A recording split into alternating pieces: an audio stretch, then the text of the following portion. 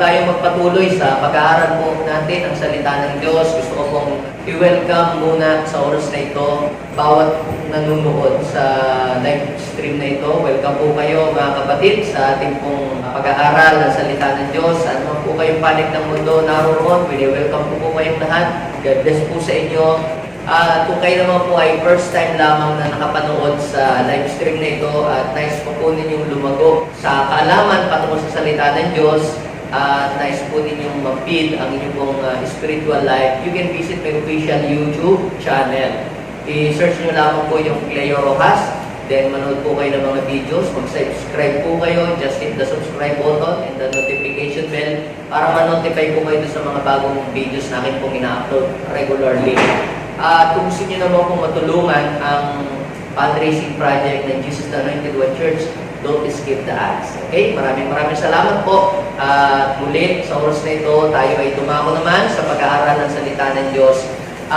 Ang pamagat po ng mensahe na ating pag-uusapan ngayon pong umagang ito ay don't miss God's blessing in the new normal. Sabihin nga natin sa ating katabi, kapatid, don't miss God's blessing in the new normal.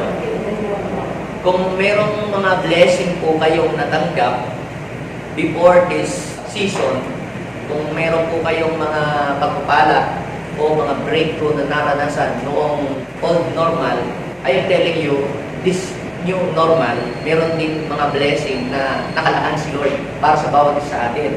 At ang dalangin ko, mga kapatid, ay hindi natin ma-miss o yung bawat isa po sa atin, hindi natin ma-miss yung promotion, hindi natin ma-miss yung mga learnings, hindi natin ma-miss yung mga blessings na i-pour out ni Lord sa bawat isa sa atin. I am telling you, crisis cannot hinder God's blessing for you. I-declare natin, kayo mga nanonood dyan sa inyong mga bahay, crisis cannot hinder God's blessing in my life. The only person that can hinder to our blessing is ourselves. Yung mga sarili lang natin. Pero yung blessing ng Panginoon hindi po ito kayang hadlangan ng anumang nangyayari o nagaganap dito po sa mundong ito. Ang Diyos, mga kapatid, ay hindi po siya naapektuhan ng kung ano ang mga nangyayari sa ating po mga paligid. Dito po, sa ating pong pag-aaralan ay ipapakita ko po sa inyo, mga kapatid, kung ano po ba yung response na po pwede po natin gawin during this season sa panibagong panahon na ating pong kinakaharap ngayon. Noong pong year 2020, nung pumasok po yung 2020, kung mapapansin po ninyo, mga kapatid, the world experienced a radical change. Nagkaroon po ng pagbabago sa buong mundo.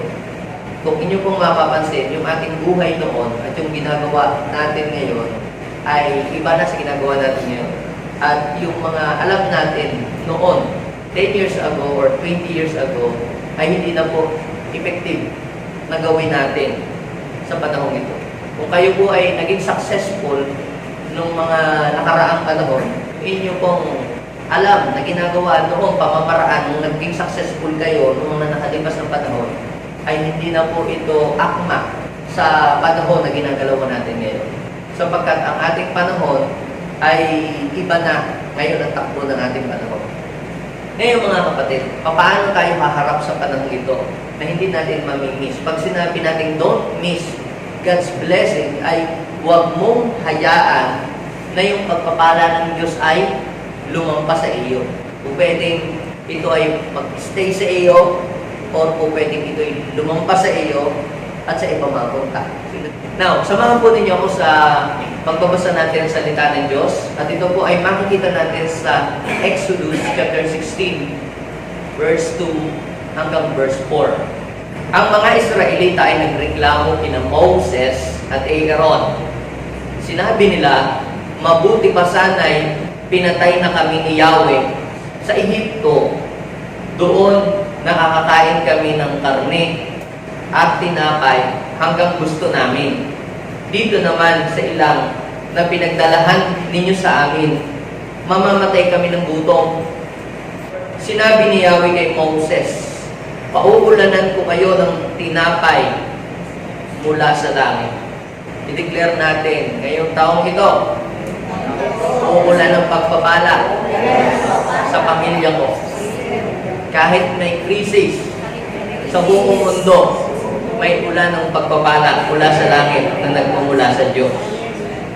Sabi po dito, araw-araw, sabihin natin araw-araw,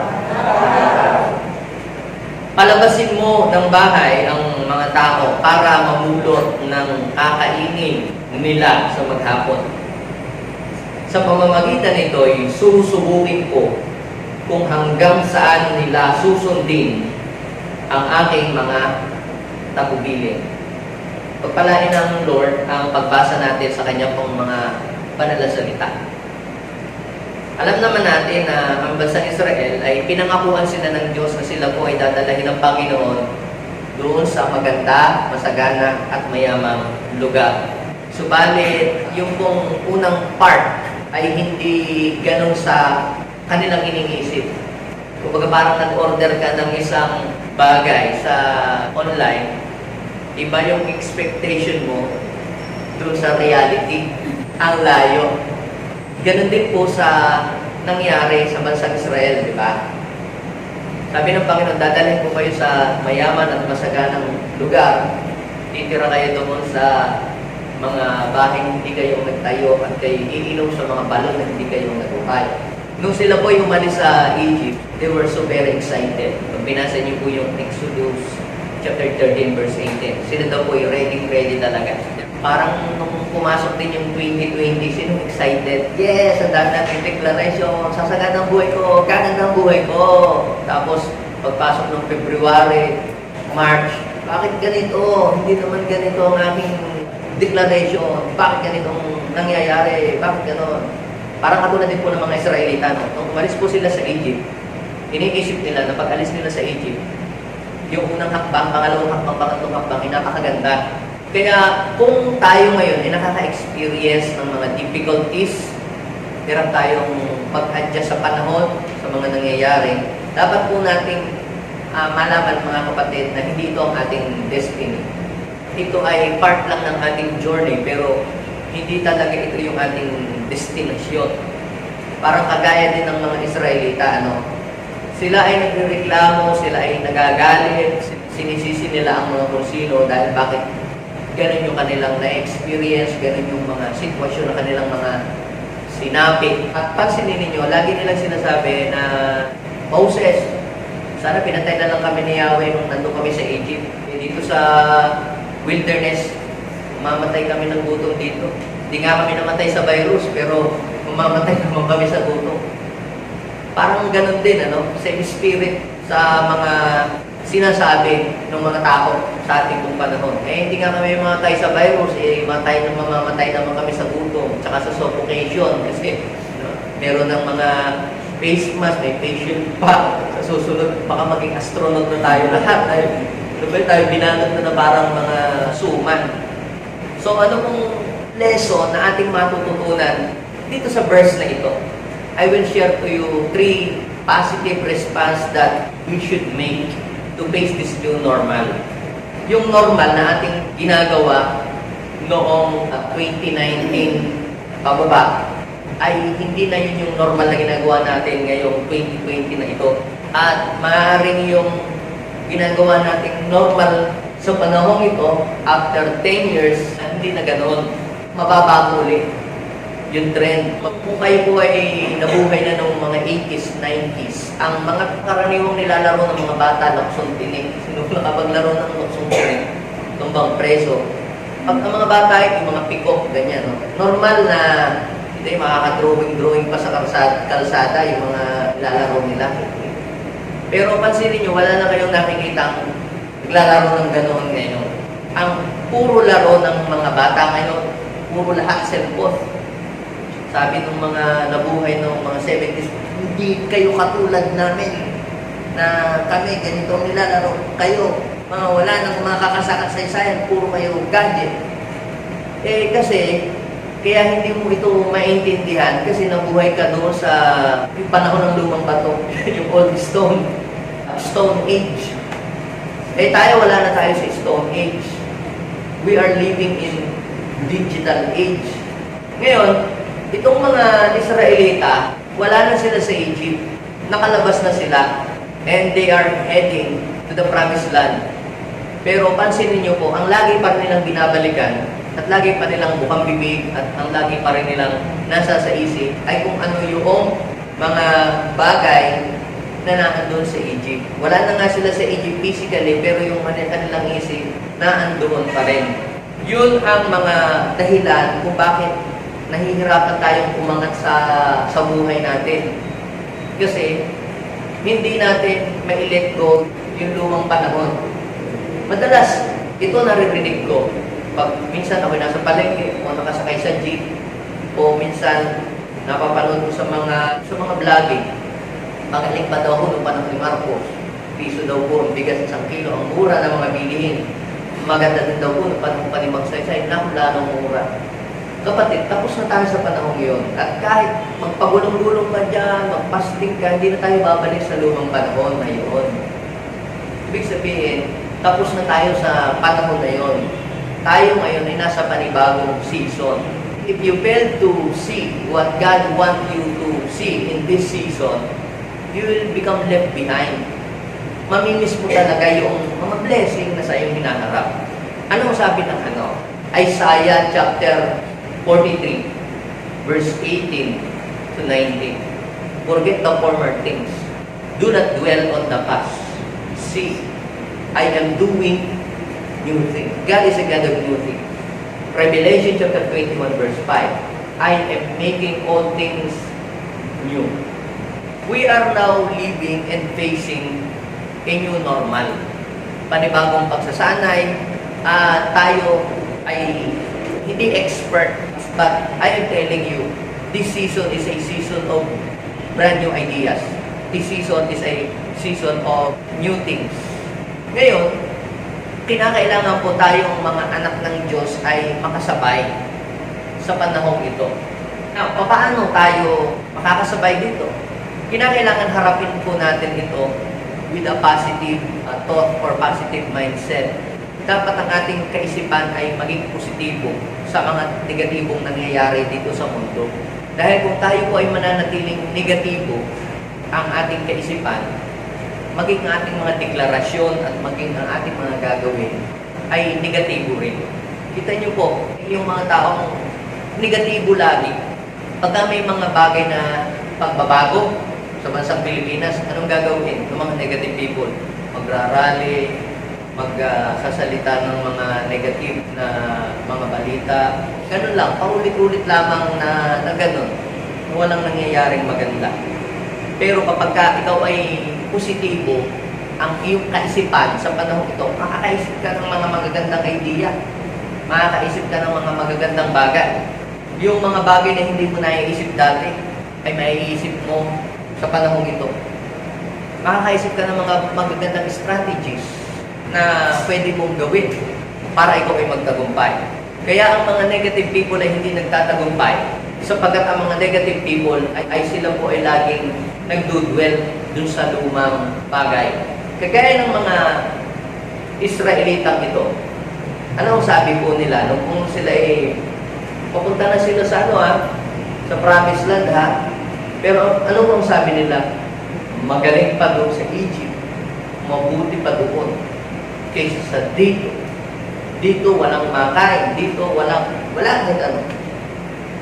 Hindi po nila nakita na mayroong panibagong bagay na ini-establish si Lord sa mga buhay nila. At sana dalangin ko, hindi tayo maging katulad ng mga Israelita. Na-miss nila ang mga blessing na yun. Alam niyo, yung mga taong yon, yung mga negative people na yon, wala isang nakarating sa kanila. Liban lang kay Joshua at kay Caleb. All of them, they died in the wilderness.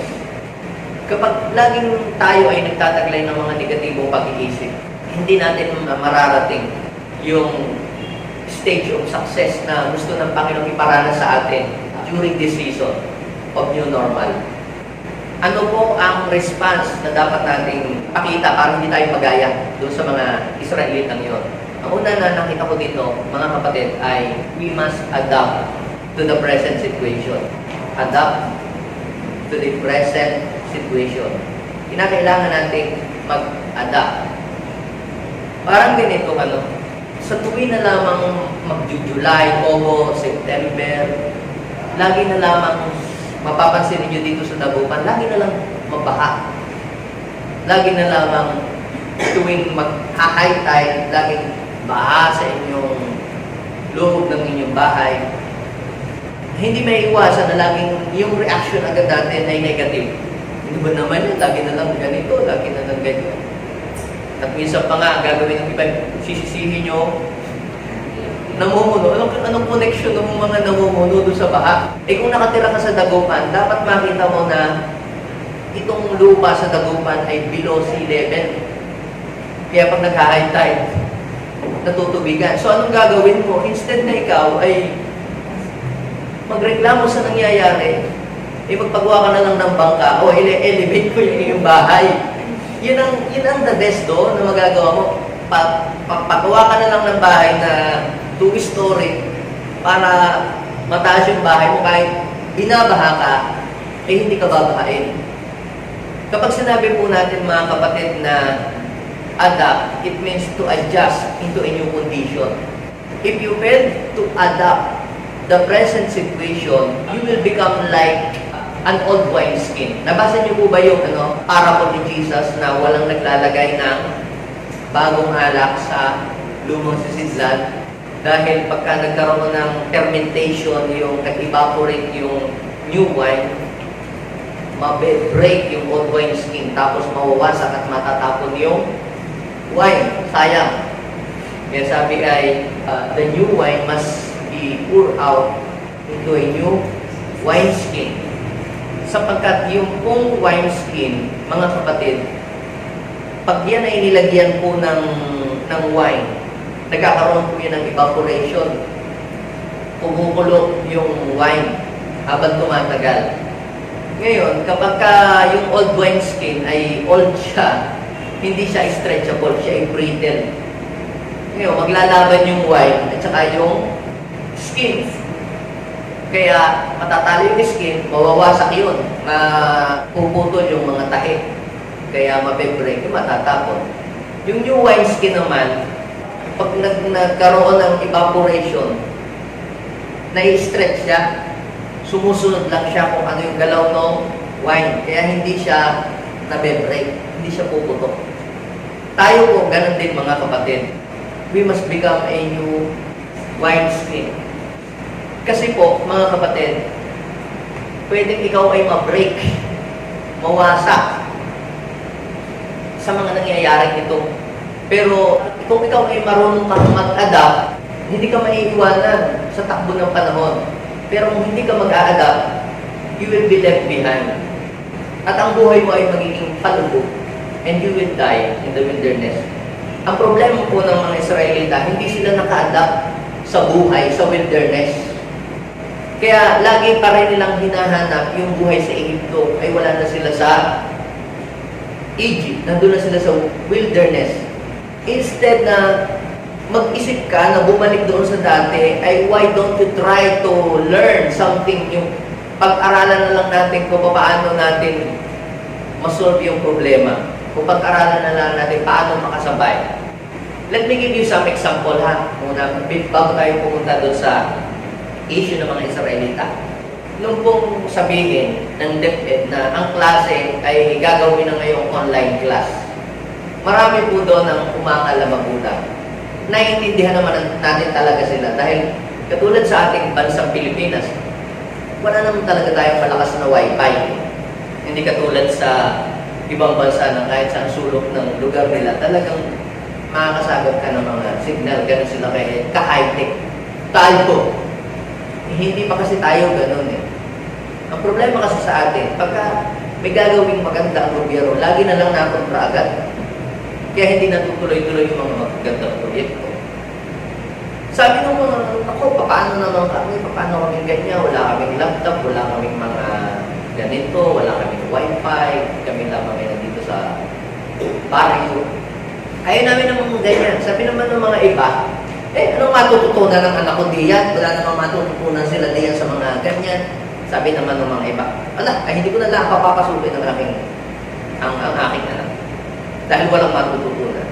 Ngayon mga kapatid, dapat ninyong maintindihan na kung hindi niyo po i-a-adapt itong nangyayari ngayon sa iting sitwasyon, kayo po ay maiiwanan.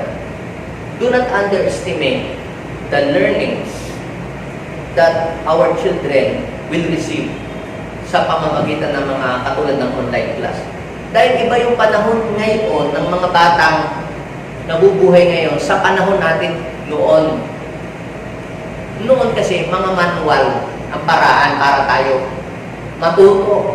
Ngayon po ay puro digital. Noon, kita nyo ha? Bigyan nyo some example. Noong araw hindi ka marunong magluto. Because of YouTube, pinanood mo lamang 3 minutes. Alam mo na agad ang magluto ng ginisa. Nakita mo lang eh. Noong araw, hindi ka marunong maggupit. Tinignan mo lang sa YouTube. Natuto ka agad biglang maggupit. Walang ibang nagturo sa'yo. Nanood ka lang. Yung iba sa inyo, hindi marunong mag-gitara. Tinignan lang sa YouTube, natutong mag-gitara. Walang physical encounter na parang pagtuturo. Lahat natututo sa pamamagitan noon.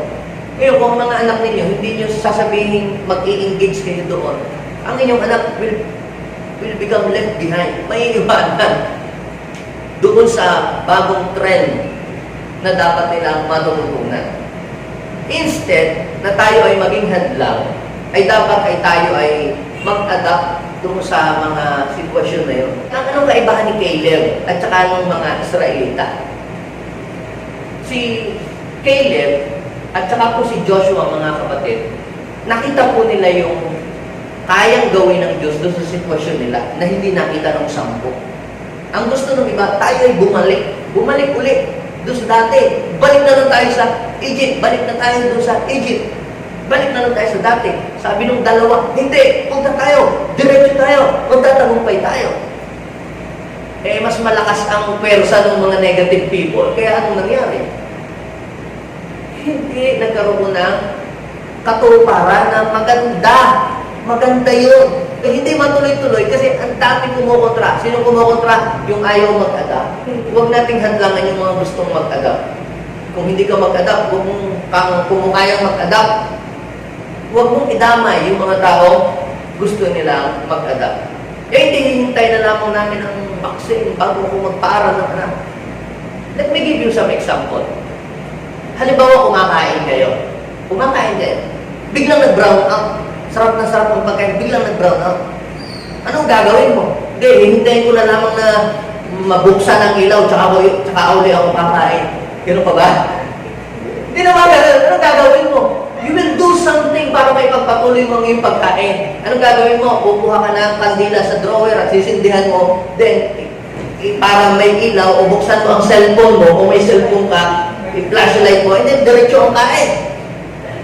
Nag-iisip ka ng paraan. Hindi mo inaalaw na yung situation ay makontrol ka doon ng ginagawa mo. Ganon din mga kapatid. Paano kung 3 years pa o 5 years pa bago ma-invento yung vaccine na yan? Di 5 taon na nakatenga yung anak na walang natutunan. Diba? Sayang naman. Kaya mga kapatid, kinakailangan tayo ay matutong mag-adapt sa nangyayari. Instead na tayo ay magreklamo sa mga nangyayari sa ating panahon, ang pagreklamo, mga kapatid, ay hindi ito makakatulong sa atin to become a better person. Let us learn something new. Ngayon, tingnan po natin dito sa binasa natin na text. Yung mga Israelita daw po, noong po sila ay nasa ilang, sila ay nagreklamo kay Moses. Ano sabi nila?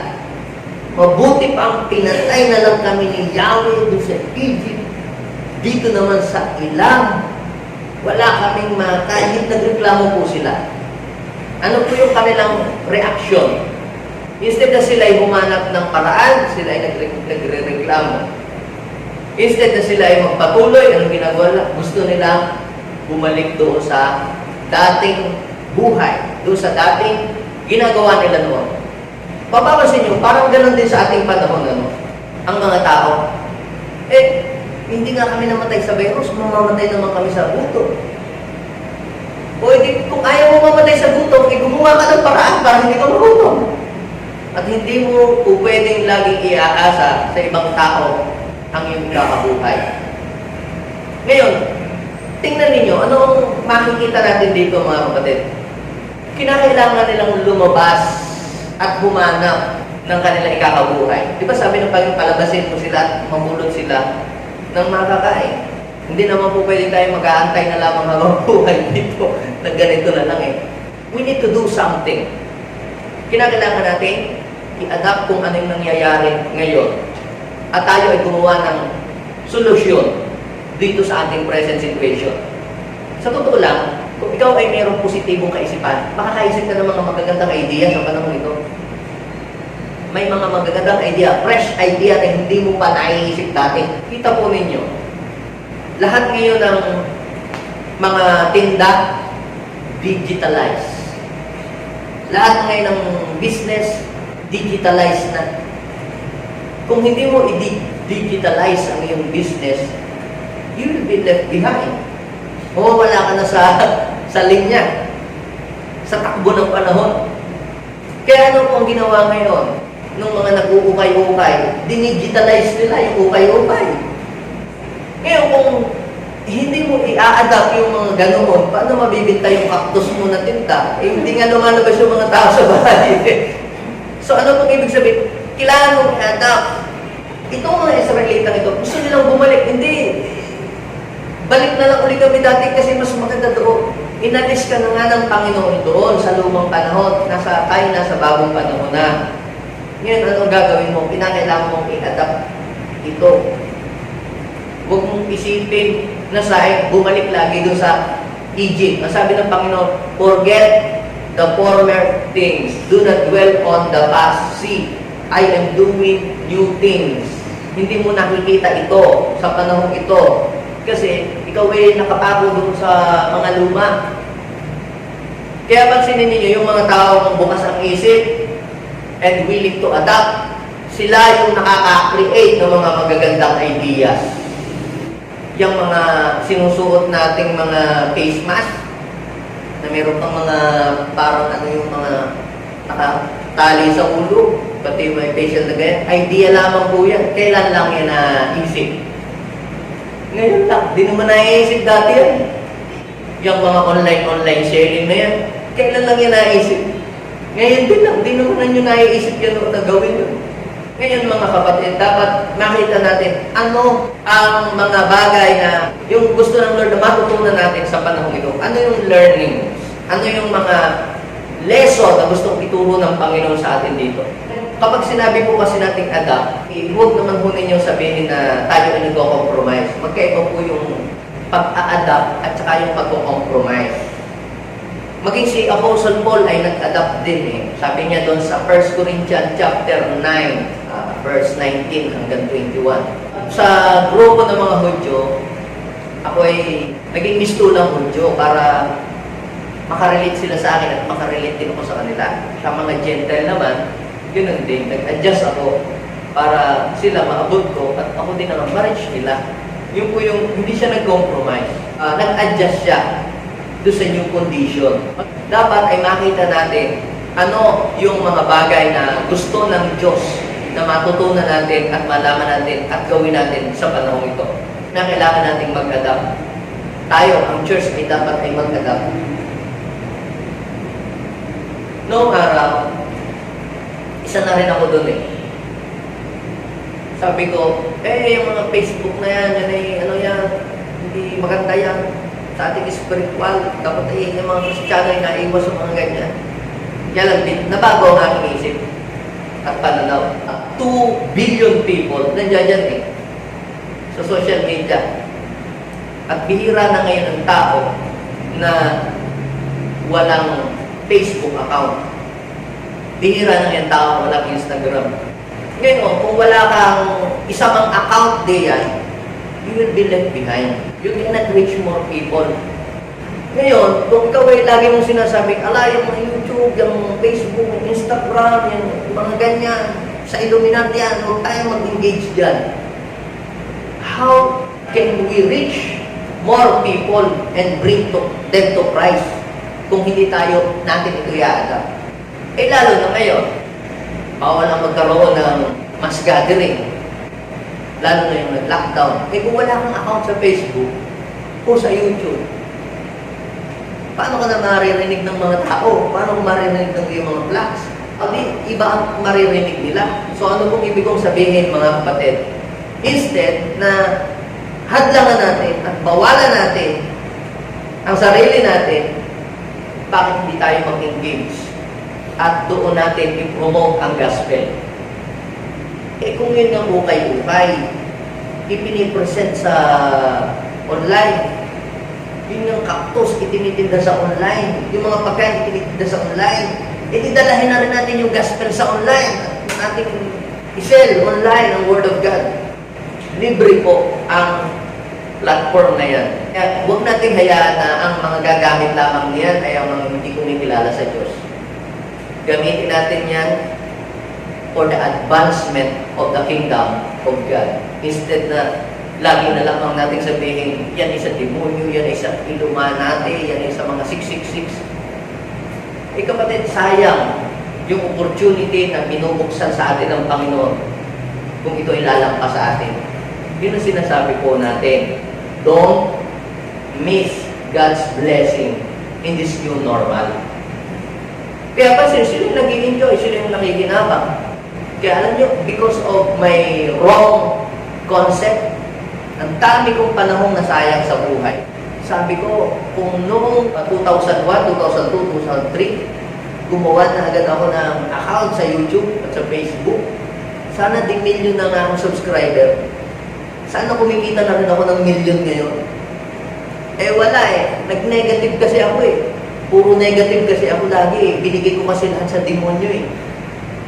Ngayon ko na-realize na kung nag-umpisa pa pala ako noon, I failed to adapt. Pero hindi pa huli ang lahat. So kinakailangan natin mag-grow. Kung hindi tayo mag-a-adapt, tayo may iwanan, hindi tayo lalago, hindi tayo makakarating doon sa gusto ng Diyos na lugar na ating marating. Pangalawa, follow God's instruction.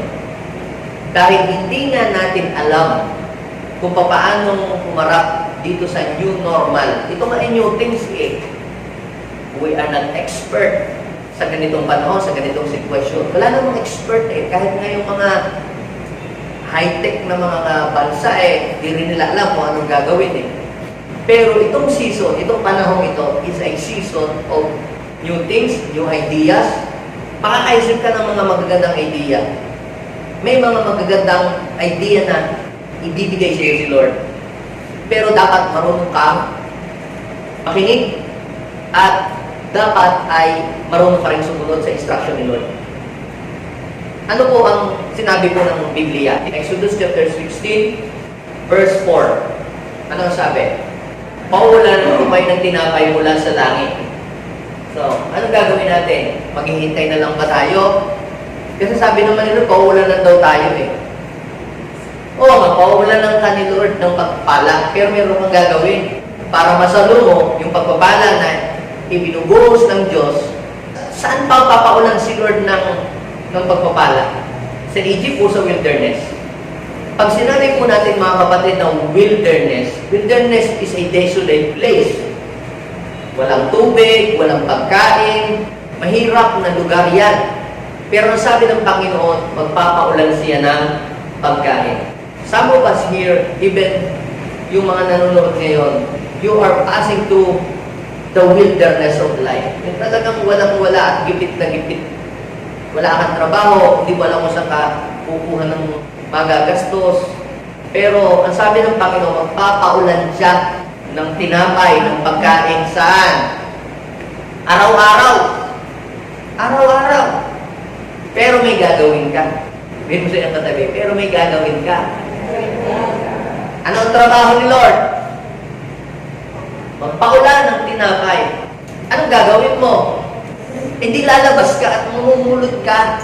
Maghanap ka ng kliyente. Maghanap ka ng mga customer. Sabi ng Panginoon, palabasin mo sila araw-araw. Anong tawag doon? Instruction. You have to follow God's instruction. Dahil sa bawat sitwasyon, sa bawat panahon, bawat pangyayari, laging mayroong instruction si Lord na dapat isusundin mo yun para yung blessing ay maganap sa iyo. Hindi mahalaga kung krisis ba ngayon o taghirap ba ang panahon. Hindi eh. Hindi nakasalalay doon. Kung taghirap o tagsagana, ang blessing ng Lord ay nakadepende doon sa pagsunod natin lagi sa instruction niya. Mapapansin niyo po, yan man ay mahirap o maluwang sitwasyon o makasagana, hindi doon nakasalalay eh. Eh, Disyembre ngayon, madami akong income kasi Disyembre. Hindi doon eh. Doon sa iyong pagsunod. Yung timing ng iyong pagsunod. Let me give you some example. Bakit naligtas si Noah sa baha? Because Noah followed God's instruction. Ano ang instruction? Pumutol ka ng kahoy, ganito ang gawin mo. Kumuha ka ng mga cypress, ito ang sukat. Nag-follow siya doon sa instruction. Eh kung sabi niya, sabi ni Lord, pahid naman ng alketran. Eh kung hindi kaya pinahira ni Noah ng alketran yung ark, hindi pinasok ng tubig. Sabi doon ay sinunod niya lahat yung instruction ni Lord. How about Abraham? Bakit na-bless si Abraham? Doon sabi ng Panginoon, I will bless you, and your children, and your descendants. You will become a father of nation. Pero si Abraham ay ginawa, may instruction na sinunod. Ano? Malis ka dyan sa inyo, pumunta ka doon sa lugar na ituturo ko. Abraham followed God's instruction. Ano pa na instruction ni Lord? I-circumcise mo yung lahat ng mga kalalakihan sa inyong lugar, pati ikaw. Nag-obey siya sa instruction. Si Asa, bakit siya napagpala during crisis? Sabi ng Lord sa kanya, may instruction din. Huwag kang pumunta sa Egypt. Dito ka. May instruction eh. Lagi. Then, nung siya ay mag-comply doon sa instruction ni Lord, kung pinagpala ang buhay, si Jacob, may instruction din si Lord. Ano ang instruction ng Panginoon sa kanya? Bumalik ka na doon sa inyo. May mga instruction si Lord na ibinibigay. Ano ang instruction ng Lord kay Joseph? During abundance, magtabi ng 5% ng lahat ng mga income ninyo para hindi kayo magutom. Kaya pansinin nyo, laging may kakambal na instruction si Lord sa bawat panahon, sa bawat sitwasyon. At kung hindi ka sensitive doon sa instruction na ibibigay ng Diyos sa iyo, walang mangyayari sa iyong buhay. Gutom ang mangyayari, ikaw ay maghihirap. Pero kapag ikaw ay nag-follow doon sa instruction ni Lord, nako, kahit pandemic, kahit taghirap, mananagana ka. Because you followed God's instruction. Listen, ano yung instruction ni Lord? Palabasin araw-araw para mamulot kasi magpapalun ako ng tinapay. Sabi sa verse 16, bawat isa ay mamumulot ng ikakalahating salo. Uubusin yung sapat lamang ang kukuhanin. Pagdating na sa 16 verse 19-20, hindi sila nag-obey doon sa instruction ng Lord. Sabi ng palabasin, ang kukunin lamang sapat. Kaya lamang, ang ginawa ng iba ng mga greedy, kinuha. Parang yung halimbawa, nabalitaan mo na magla-lockdown, binili mo lahat ng pagkain sa grocery, binili mo lahat ng alcohol, pati mask. Anong nangyari ngayon? Isang katerbang alcohol ang nasa bahay mo. Nagutom kayo ngayon, hindi mo naman mainom.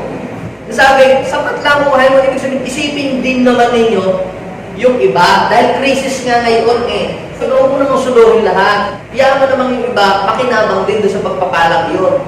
Yung mga ibang nagbi-business, huwag mo namang patayin yung business. Bigyan mo rin naman sila ng pagkakataon din na ma-bless din sila. May crisis nga So, kukuha kayo ng tapat lang. Huwag kayong mag-alala, araw-araw meron na yan. Basta kayo lalabas lang at mamumulot. Kaya lang ang problema, hindi nag-obey sa instruction. Ang ginawa ng iba, nagtabi ng marami. Anong nangyari kinabukasan? Nabulok. Kita mo, pastor, hindi na pala tayo kailangan mag-save ng pera kasi mabubulok. Mali ang context mo, kapatid. Hindi po yan patungkol sa saving of money. Kasi ang money, kahit save mo dyan, ilagay mo hindi mabubulok. Yung mana kasi, bakit sabi ng Panginoon, uubusin agad? Simple lamang. Wala kasi silang refrigerator. Diba? Kung tatabi sila, mapapalis. Pangalawa, gusto ng Lord, yung fresh. Hindi sila sumunod. Anong nangyari? nabulok. Kita nyo, laging may instruction si Lord. Tapos, ano pa? Sa ika-6 na araw, doble ang makukuha ninyo. Kasi, sa ika-7 araw, wala kayong makukuha. Ibig sabihin, walang lalabas sa ika-7 araw. Huwag kayong magtatrabaho kasi wala talaga kayong mapupulot. Kasi dinoble ko na nung ika-6. Kaya minsan tayo, pinipilit pa rin natin kahit worship day, magtrabaho pa rin tayo, sa magbabaka sakaling mas marami tayong makukuha. Pero pansinin nyo, daming nawawala sa atin. Spiritual blessing ang nawawala sa atin. Dinoble na nga ng Panginoon nung ika-6. Pero anong nangyari? Ginawa ng iba? May matitigas pa rin ang ulo. Hindi pa rin sumunod sa instruction. Kaya anong nangyari? Nagalit si Lord. Kaya anong nangyari dun sa mga tao na didisobey sa instruction? Nabulok yung kanilang mga pagkain. Tapos ano pa ang nangyari? Na-stop din kaya ang mana. At dahil po sa kanilang hindi talaga pag-obey sa instruction, ano nangyari? Instead na mana, umulan ng mana, umulan ng apoy. Patay silang lahat. Nakita niyo ba sa Bible yun, umulan ng apoy? Bakit pinaulan ni Lord ng apoy? Kasi hindi ka sila sumusunod sa instruction. Ngayon, dapat tayo ay maging aware doon sa mga instruction ni Lord. Ano ba pinapagawa ni Lord sa iyo? Pinapa-approve ka ba ni Lord? O pinag-business ka ba ni Lord? O ano ba pinapagawa sa iyo ng Panginoon? Kinakailangan alam mo sa iyong sarili kung ano yung ipinapagawa ng Diyos at yun ang sundin mo. At ikaw ay pagpapalain ng Panginoon kapag ka sinunod mo yung instruction ni Lord sa buhay mo. O, ito po yung pangatlo na positive response that we should make to face this new normal. Be thankful in everything that you have received from God. You must be thankful in everything that you have received. Huwag tayong gumaya sa mga Israelita, mga kapatid, na they failed to adapt. Huwag tayong gumaya sa mga Israelita na they failed to follow God's instruction. Huwag din tayong gumaya sa mga Israelita na they did not give thanks to the Lord sa natatanggap nila mga blessing. Ano ba ang sinabi nila nung pinaulan ng Diyos ng mana? Pag binasa niyo sa Numbers chapter 11, verse 4 to the following verses, anong sabi nila? Gusto pa rin nila bumalik na sa dati kasi dito wala naman kaming makain. Dito naman sa ilang, kita sabi niya sa verse 5, mabuti pa sa Ehipto. Doon, isang hingi lamang ay meron ng pagkain. Mga pipino, mga kung ano-ano. Dito sa ilang, sabi ng verse 6, dito sa ilang. Wala naman dito kundi puro na lang mana. Kita ninyo, binigyan na ng Diyos ng mana, nagreklamo pa. Instead na, Lord, salamat dahil may pagkain kami ngayon. Kahit krisis, yung iba walang makain, nagsasuffer sila, hindi pa magpasalamat, nagalit pa, nainis pa, nagreklamo pa sa Diyos. Hindi po nila alam yung value ng kanilang tinatanggap. Kasi kapag ka alam mo pala yung value ng mga bagay na tinatanggap mo, kung gaano ka valuable yung isang bagay na yung natanggap, ikaw ay magiging thankful at magiging kang masaya. Dapat makita mo yung kahalagahan, yung value. Naalala ko yung nung ako ay bata, ako ay Greek. Yung akin kasing mga kaklase, merong uso kasi nun yung Swatch na relo, yung nabibili sa bangketa na yung Swatch na parang laruan na relo. Ingit ako doon sa kanila dahil sila mga nakarelo, ako wala. So yung pong aking ninong kasi, siya yung nagpaaral sa akin.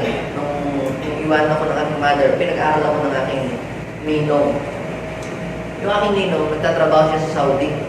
Nung pag-uwi, tinanong kung ano yung gusto pa sa logo. Siya ko yung gusto ko ng relo, yung Swatch. Kasi nga, yung mga kaklase ko, naka-Swatch sila. Yung pala naman, 50 pesos lang yun yung mga relo na yun. Kasi nakatingin ako doon sa palabas, ang ganda kasi yung tingnan niya, may pang mga kulay.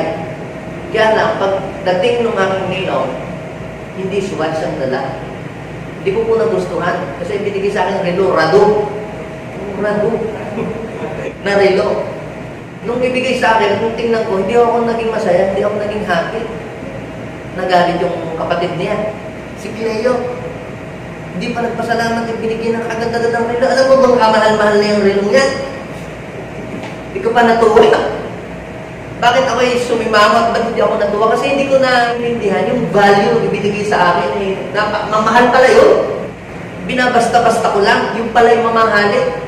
na halos ayaw kong gamitin, ayaw kong isuot. Kasi ako lang, pag ako nagsuot sa school noon, ako lang ang may ganoon. Para nakakahiya naman, ako lang yung kakaiba.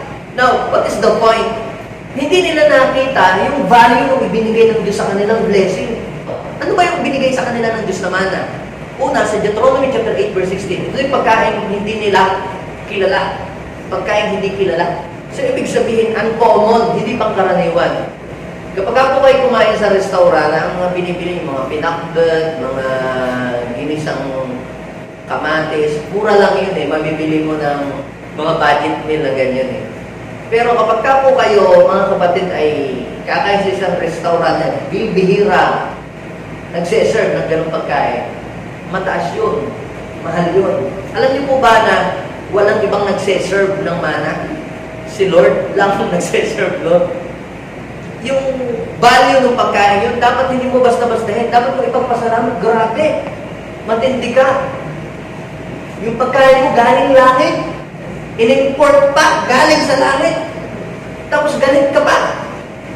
Nahirapan pa yung mga anghel sa delivery. Tapos, nagreklamo ka nung binigay sa iyo. Hindi mo naiintindihan gaano ka valuable yung tinanggap. Pangalawa, what kind of food is that? Psalms 78, verse 24 and 25. Ano daw po yun? Angel's bread? Hindi mo yan angel's pizza o angel's pork. Angel's bread. Ibig sabihin, yung pinakain ng Diyos sa kanila, hindi ordinaryong pagkain yun. Pagkain ng mga tagalangit, tapos babasta-bastahin mo lang. Galit ka pa. Kaya sabihin mo sa iyong katabi, magpasalamat ka sa Panginoon. Hanggang ngayon, humihinga ka. Hanggang ngayon, napakarami pong mga bagay na pwede natin ipagpasalamat sa Diyos sa panahon ito. Ngayong new normal.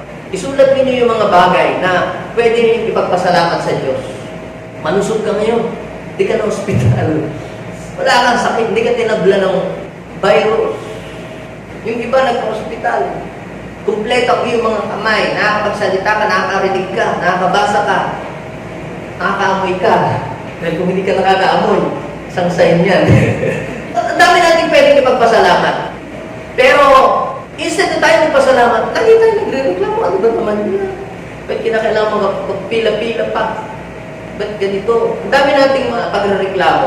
Pero, alam niyo po mga kapatid, kapag pala tayo ay nagpapasalamat, si Lord ginaganahan patuloy na mag-pour out ng blessing. Anong nangyari sa mana? Ang mana ay nag-stop. Hindi rin yun naman na-appreciate eh. Patigilin ko lang. Now, ang point dito mga kapatid, kinakailangan i-appreciate natin sa panahon ito yung blessing ni Lord. Kinakailangan i-appreciate natin yung mga blessing ni Lord. Basahin po natin yung 1 Thessalonians chapter 5, verse 18. Anong sabi? Ipagpasalamat ninyo sa Diyos ang lahat ng nangyayari, ang lahat ng nagaganap sa ating Panginoong Kristo, sapagkat yun ang ibig ng Diyos. Balik tayo sa Deuteronomy chapter 8, verse 16. Bakit ba inalaw ng Panginoon na mga Israelita ay makaranas sila ng krisis? Bakit hindi agad sila shinorkat, dinala ng Diyos doon sa promised land at dumaan pa doon sa wilderness? May lesson na dapat muna silang matutunan. Tayo namang lahat ay nag-pray.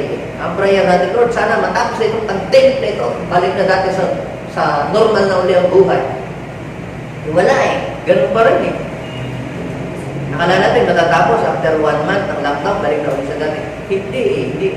Hindi na babalik sa ganun eh. Instead na magreklamo ka at i-pray mo na sana yung matapos na ito, ay mag-pray na lang tayo ng Lord bago himuko ako. Mas madali pa po yun. Ano ang purpose? Sabi po ng Deuteronomy chapter 8 verse 16, basahin natin. Kayo ay pinakain niya roon ng mana, isang pagkain hindi ninyo kilala. Pinaranas niya kayo ng hirap para kayo ay subukin. So tayong lahat mga kapatid ay pinapadaan ng Diyos sa ganitong sitwasyon para tayo ay subukin. Dito masusubok ang ating pananampalataya. Malalaman dito talaga tayo totoong Kristiyano o tayo ay talagang disipulo ng Panginoon. Pinadaan sila doon sa pagsubok para sila ay subukin at turo ang magpakumbaba. hinahumble tayo ng Panginoon.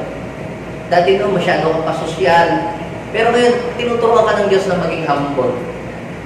At sabi ng Bible, ito isa ikabubuti ninyo. Pansinin ninyo yung mga na-humble, na-shape, na-mold, na wala yung magreklamo nila, nakapasok sila ng mabilis doon sa promised land na ipinangako ng Diyos.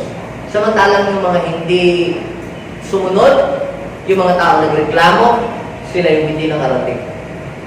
Kapatid, ito ang mensahe sa atin ng Panginoon. Do not miss God's blessing in the new normal. Huwag mong hayaan na yung blessing na inihanda ng Diyos para sa iyo ay hindi mo ito ma-receive. Dahil hindi ka nag-a-adapt, ayaw mo sumunod sa instruction ng Diyos at hindi ka marunong magpasalamat. Si Jesus, nung mayroong tinapay na 5 tinapay at ilang maliliit na isda, siya ay nagpasalamat kahit kakaunti. Anong nangyari? Nakasunod, nag-multiply. Si Elijah rin, nung may nagbigay ng tinapay sa kanila, pero ang ginawa niya, siya ay nagpasalamat, nag-multiply din. Every time na si Jesus, mga kapatid, ay mayroong blessing, nagpapasalamat, at nagkakaroon ng multiplication pagkatapos ng pagpapasalamat. Do you want God to multiply what you have? You must be thankful. Salamat sa trabaho, kahit ito ay hindi gaano kalaki ng sweldo, at least ngayong panahon ito may sweldo ka. At pag nakita ng Diyos na puso mo ay ganyan, marunong kang magpasalamat, bibigyan ka ng Diyos ng mas marami pa. Eh kung puro ka reklamo, trabaho, puro ka reklamo, hindi ka ng Diyos bibigyan. Eh dahil lagi ka nagreklamo eh. Pero kung ikaw ay nagpapasalamat, God will multiply what you have. Amen? Tayo po ay manalangin. Father, thank you so much, O God. Alisin mo po sa amin ang ugali ng mga kagaya ng mga Israelita. Help us, O God, na kami ay matutong mag-adjust at mag-adapt sa nangyayari sa kasalukuyang panahon. And help us to follow your instruction. Maging sensitive kami doon sa ipinapagawa mo sa amin. At ganun din, Panginoon, tulungan mo po kami na matutong magpasalamat palagi sa lahat ng biyaya namin tinatanggap. Na hindi kami maging kagaya ng mga lumang tao ng lumang panahon na nagre-reklamo sa bawat mga natatanggap nila po sa Diyos. Lord, sige, magpasalamat tayo sa Diyos. Ano ba ang mga bagay na gusto mong ipagpasalamat ngayon sa Panginoon? Sige, habang nandiyan ka ngayon sa iyong upuan, magpasalamat ka sa Panginoon. Napakarami pong bagay na pwede natin ipagpasalamat sa Diyos. At habang pinapasalamatan natin ang Diyos sa mga bagay na yun, makikita po ninyo mga kapatid, na padami ng padami yung mga bagay na po pwede pong maipagpasalamat sa Diyos. Salamat dahil meron ka ngayong income. Salamat dahil meron ka ngayong trabaho. Kayo po mga nandiyan dyan sa mga bahay ninyo, marami pong mga bagay na pwede kayong ipagpasalamat sa Diyos. Pasalamatan po ninyo ang Panginoon. Pasalamatan natin siya. Salamat dahil hindi tayo dinapuan ng mga virus na yan. Salamat hindi tayo dinapuan ng mga sakit. Salamat dahil tayo ay binigyan ng Diyos ng trabaho. Salamat dahil binigyan tayo ng Panginoon ng business. Salamat. Hindi magpasalamat kayo. Kompleto ang inyong mga kamay. Salamat. Binigyan ka ng Diyos ng mga paningin. Binigyan ka ng Diyos ng panglasa. Binigyan ka ng Diyos ng lakas. Magpasalamat ka. Humihinga ka pa hanggang ngayon. Magpasalamat ka. Maraming mga bagay na pwede natin ipagpasalamat sa Diyos. Instead na ikaw ay magreklamo sa sitwasyon sa nangyayari ngayon, ipagpasalamat mo dahil hanggang ngayon, ikaw ay nabubuhay, binibigyan ka ng Diyos ng lakas. At makikita mo na napakaraming bagay na gagawin ng Diyos sa buhay mo. Maraming salamat, Panginoon, sa kabutihan mo sa amin. Lord, dahil kami ay binigyan mo ng pagkakataon na makapagsamba at makapagpuri sa iyo. Salamat, God, dahil binibigyan mo kami ng kalakasan sa araw-araw para magpatuloy kami sa takbuhin na nasa aming harapan. Naniniwala kami, Panginoon, na hindi kami mananatiling ganito. Mayroon pong mas maganda kaming patutunguhan. Maraming salamat. Bless your people, O God. This is our prayer in Jesus' name. Amen.